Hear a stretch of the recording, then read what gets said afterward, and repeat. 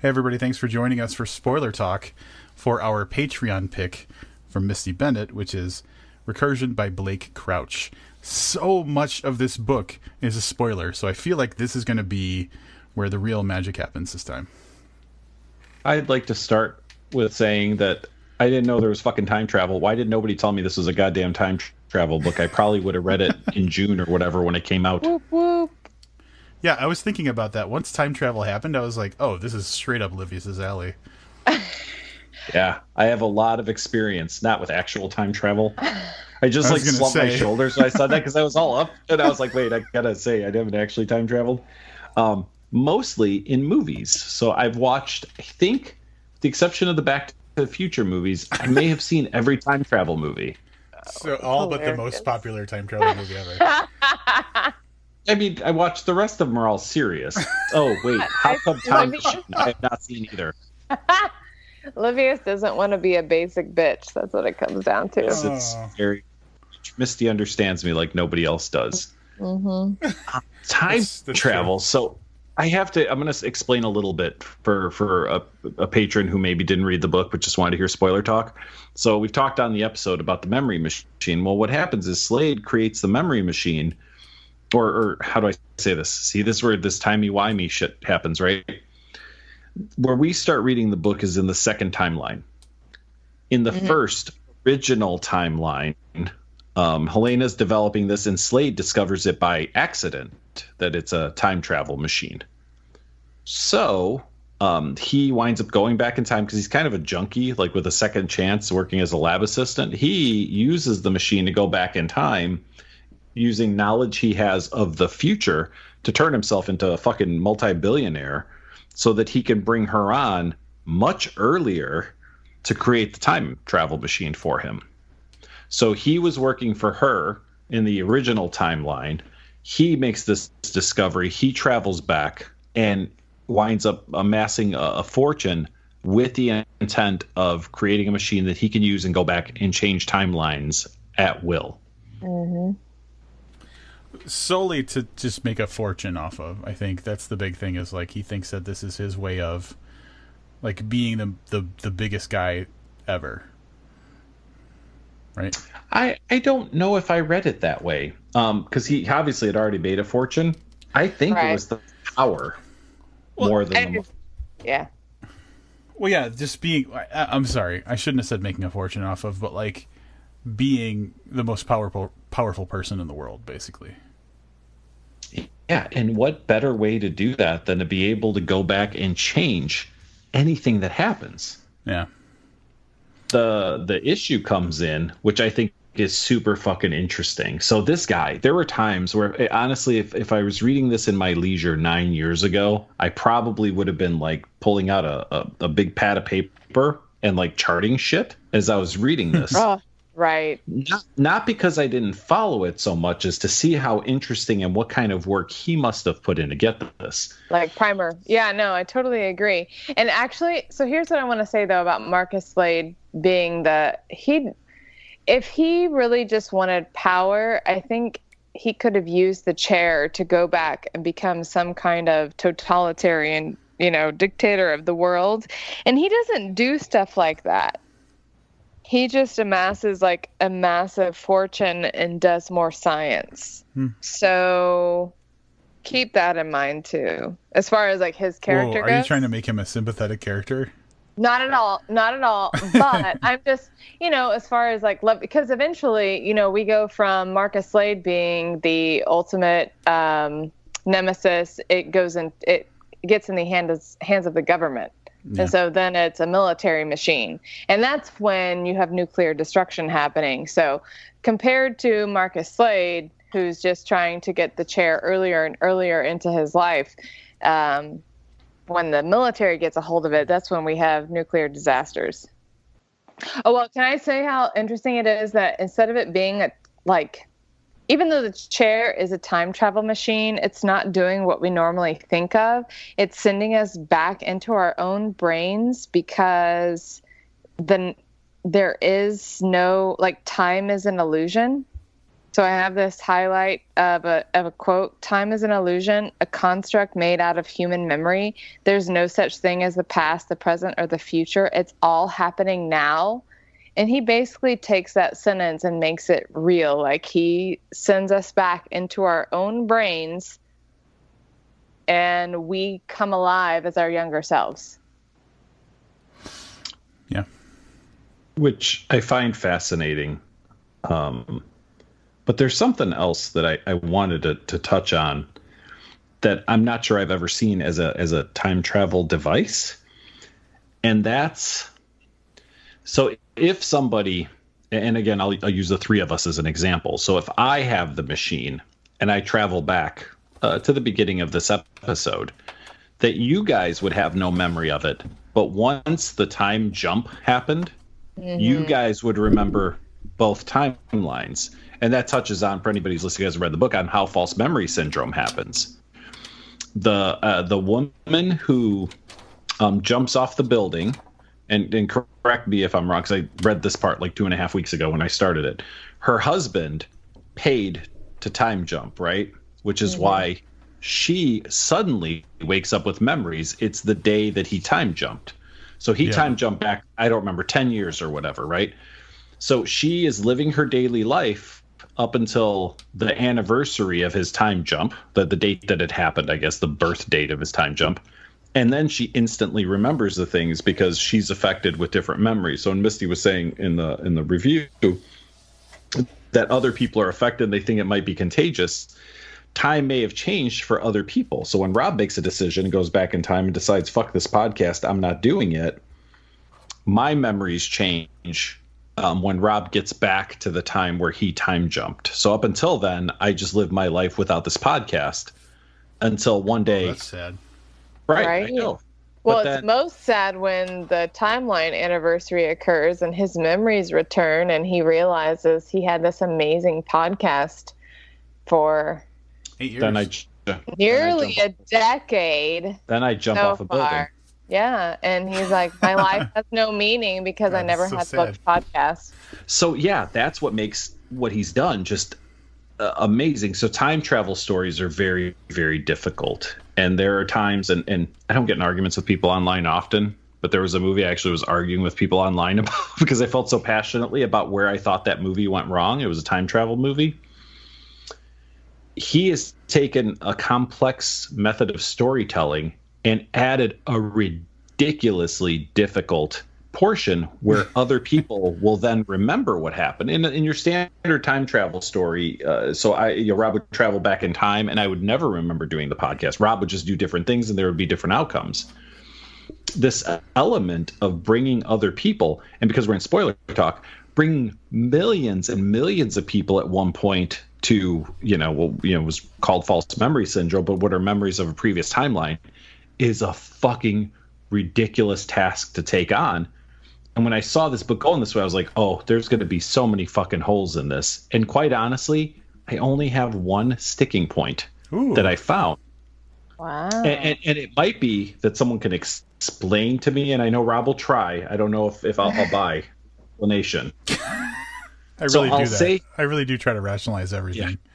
I will say that the one sticking point I had with this is, so now we're getting to the end of the book, and I mentioned it a minute ago, and I'm sorry I keep clarifying because I know you guys, but for anybody who didn't read the book, we get to the point where nuclear war breaks out because the chair has gotten out, and now we've gone back and changed the timeline, and then all of a sudden people are like, oh shit, there's a time travel chair, and now we have to really quickly invent the time travel chair. Well, at some point other countries are like, the fucking US is getting this time travel chair, fuck them, we're nuking them, and then we launch nukes.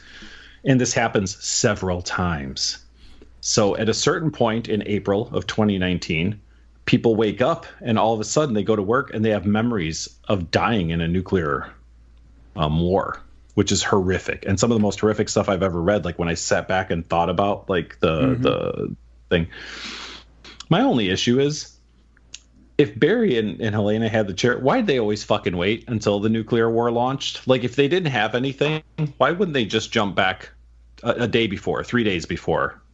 They always wait until the very, very last second when people are remembering nuclear war. And I thought to myself, hey, they know exactly when it's going to happen. Why not just do it Tuesday instead of Thursday? That's a really good point. I can tell you why. Oh, okay. Let's hear. Okay, Misty's going to rationalize this time. Let's hear it. Because of the fragmentation that happens to Helena, and it happened to Marcus Slade too, that he brings up that the human brain can only take going back in time so many times. Mm-hmm. And so, you know how she starts to fragment towards the end? Sure. Her brain starts to, because she's lived so many lifetimes, the human brain actually can't take it. And so I would imagine that the point of going to is maybe the next day she'll come up with something different, and it's waiting until the last possible moment to do that to herself again, because eventually they're going to run out of times that they can send her back. I agree with that. The only thing I'm saying is she only would jump the same amount of times if she just did it before the world suffered all that horrible memory. So let me take it a different way. If so let's say it's 10 a.m. on, I think it was April 19th is the day this happens every timeline. Mm-hmm, right? Mm-hmm. So if she just did it at 8 a.m. instead of 10 a.m. and then the next time did it at 6 a.m., like there's no, because at that point she knows in that last hour or two she's not going to get anything. There are times where they're just sitting around waiting for it to happen, and they're sitting outside and they're like, oh look, mushroom cloud over San Francisco. Like, I don't. That's the one thing I couldn't get, other than the horror of people remembering that. It was just a bad plot device for me. Other than that, I couldn't find any significant holes in the.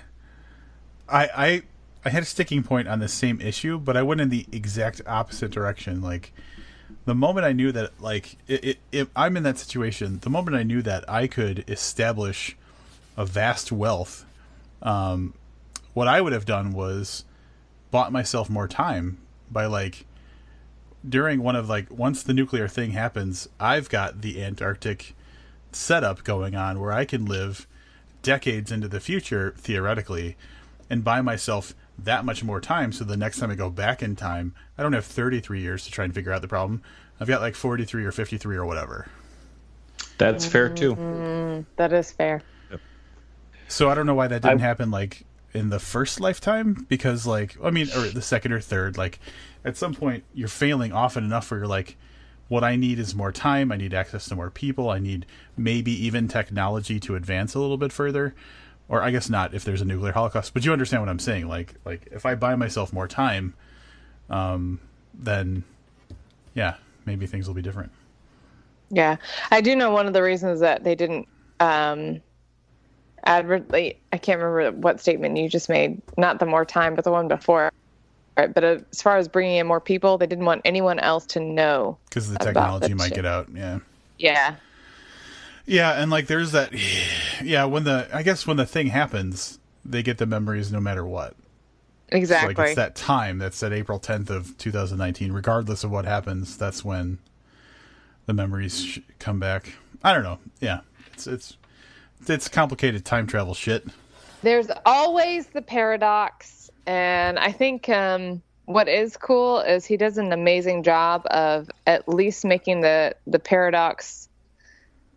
Question in your brain, it puts it further and further back because it moves so quickly, especially after the midpoint of the book. It moves so fast. Yeah. I actually was more interested in seeing where it went than trying to figure out where the holes are.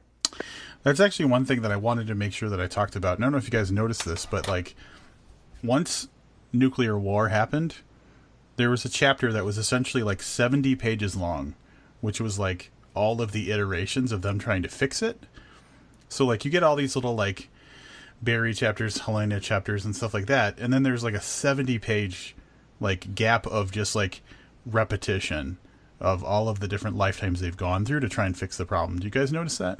Yeah. Yep.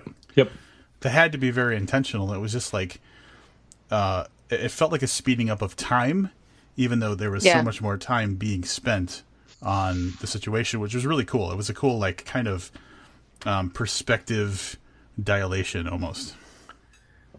Ooh, I like that phrasing too. Yeah. One of the other things that I loved that I don't think happens enough in time travel stories is and I'm gonna have to reach out to Rob. Rob, what was the great book that we read about the kids that were trapped in the house and they kept dying every night? Huh? Yeah. See, my memory's a little better. It was shit. I don't have. I'm looking at my bookshelf, but I know I don't have a hardcover or a hard copy of this. It was a book we read. It was the second book we read by an author. There was these 6 high school kids, and they kept dying every night. They went out to this house. Oh, and they kept trying to do things different. Neverworld Wake, Marissa Petzl. Yes. The same thing that happened in that, where you have characters who, through some form of time travel, although that was not a traditional time travel story either, where they wind up living a really, really long time. And that's something that's not analyzed in a lot of time travel stories. Essentially, you become a vampire. Like, you have the knowledge of having lived, I think in this case, it was 180 years, with them trying things over and over and over again. I mean, look, a couple things I found to be a little predictable, right? I was like, when's Barry going to take over? Because clearly I knew from like 60% of the book that Barry is going to be the problem solver here. What? And then he's I a man? thought, like, yes, because he's a man. No, because she keeps trying to, like, she keeps taking like a scientific approach to it. And I was thinking, like, when are they just going to go back and kill Slade in his youth? Yeah. But the one thing that I don't know if he did it intentionally or not is he made me forget. At the end, he starts talking about the original timeline. Mm-hmm. And he made me forget, because of the way this book is written and how little time is spent on Slade and Helena in what is truly the original iteration, that it was a little mind-blowing that Barry goes back to Slade before he makes the time jump. Like, I was expecting him to go back to Helena in the lab, you know, when she gets approached by Slade. Yep. And I don't know if it was intentional or not, but I was like, oh shit, that's the original timeline. Because in my mind, after reading it's the job offer. Copy, so 300 pages of this book, the job offer is the original timeline, but it goes one step before that. Which I thought was a really interesting device, assuming it was a device and not just me being a dunce and thinking like, oh, this is really impressive, but that he didn't mean to kind of steer us in a different direction. It was smart. All right, so since we're talking about that, it's nice the way that Barry uses his knowledge of like what's going to happen to like break into the house early and replace all the bullets and stuff like that, which it's a little bit it's a little lame, but at the same time it just plays very like satisfying for the reader. How do you guys feel about the fact that the epilogue ends mid-sentence? I personally didn't care, because I still think Barry's going to try the line, "You look like you want to buy me a drink," even though he kind of addresses it. And it's it ends mid-sentence, but it definitely doesn't end mid-story, if that makes sense. Like, it's not up for interpretation what happens. This is the original timeline. They've stopped Slade. He's either going to hook up with her or he isn't. But like, the time travel shit's done. Right. I would have disliked it more if the time travel thing was left open, ambiguous. Yeah. So you're more concerned about an ambiguous plot than you are an ambiguous line in a story. 100%. All right. I was going to say that surprises me coming from Livius, but that makes sense. Thank you for the explanation. Because he knows Blake knows what fucking Barry said. Absolutely. Yeah, I know what he said. I'm telling you, he would have used that line.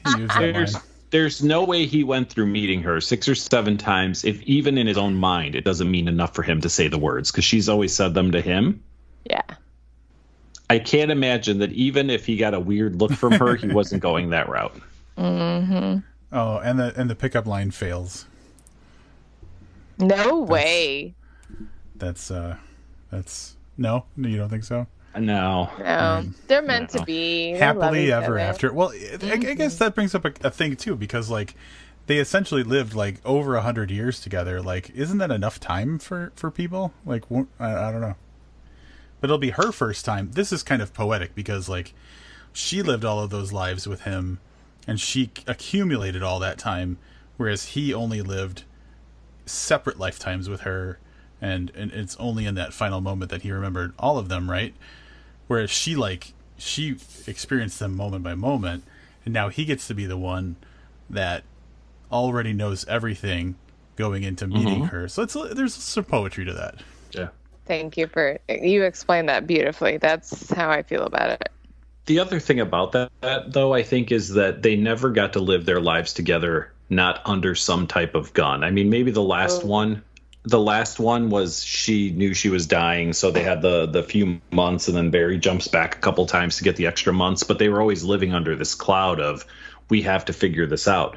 This time, if the pickup line works, they can just be a couple. They can just hold hands and go to the movies and not be constantly worried about a date that's just a few years in the, well, I guess it's not a few years in the future because they jump back 20 something years or 30 years or whatever it is. So I think it's a little different because that wouldn't be let's travel the globe. I mean, if I was Barry, I'd still make some smart stock investments.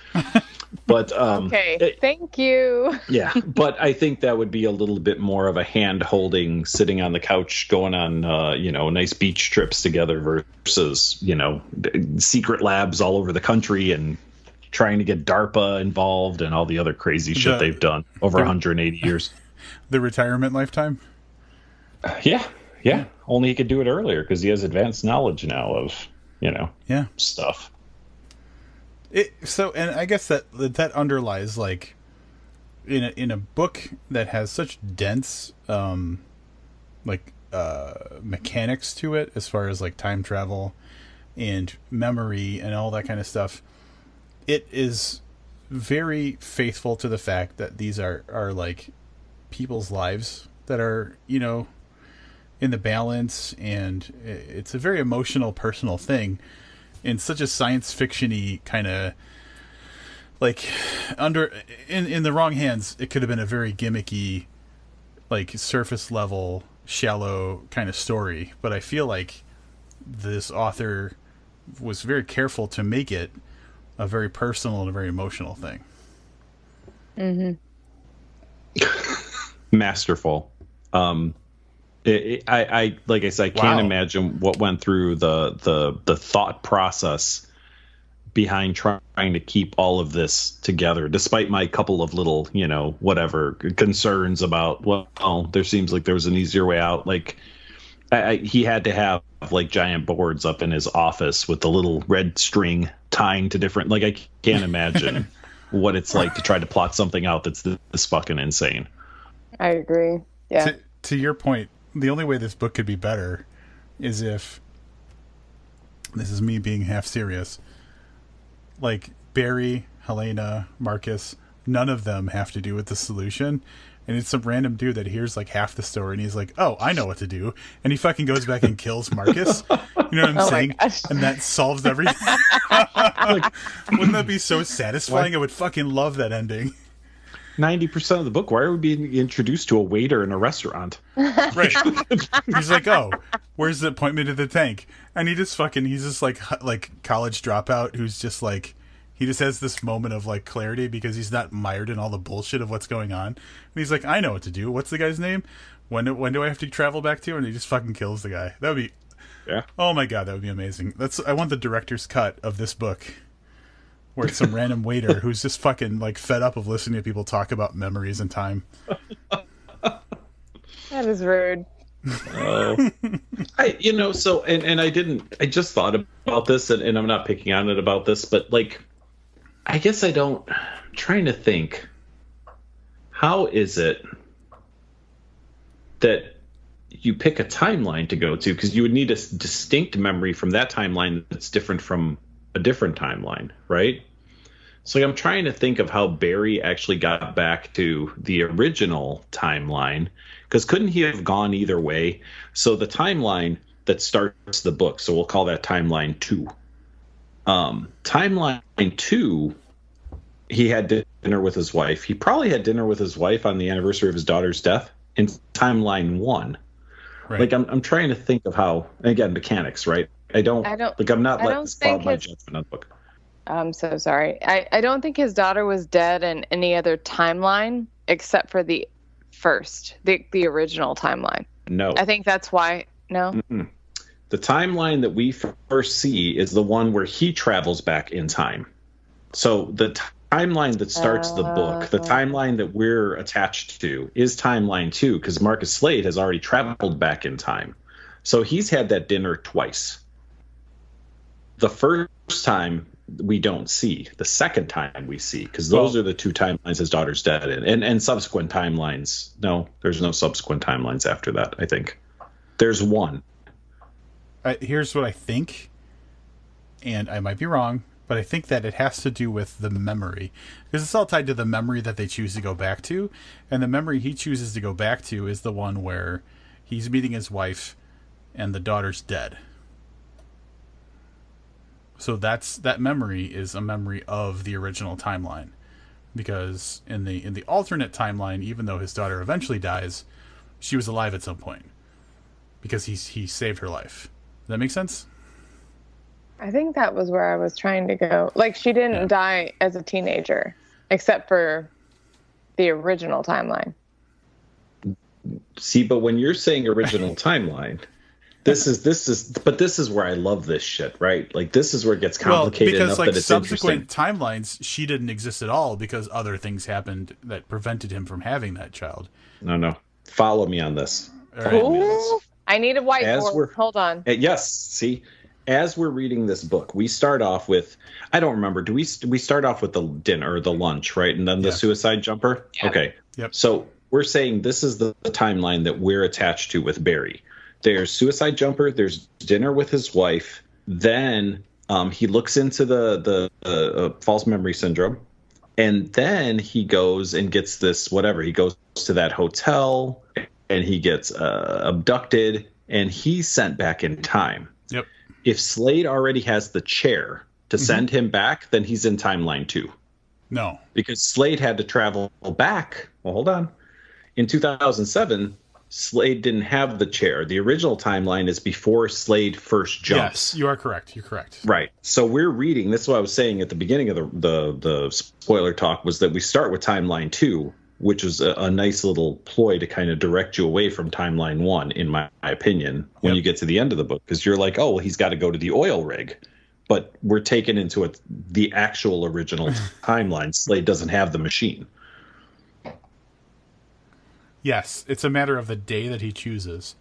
So Slade, when Slade told Barry what he needed to do, he said, go back and kill me before I kill Helena. So Barry knows, based on what Helena told him, when she was killed by Slade. So he has to go back to a memory in his life that predates that, right? Which is the day before the meeting. Yeah, and that's why he goes one day before he goes to no.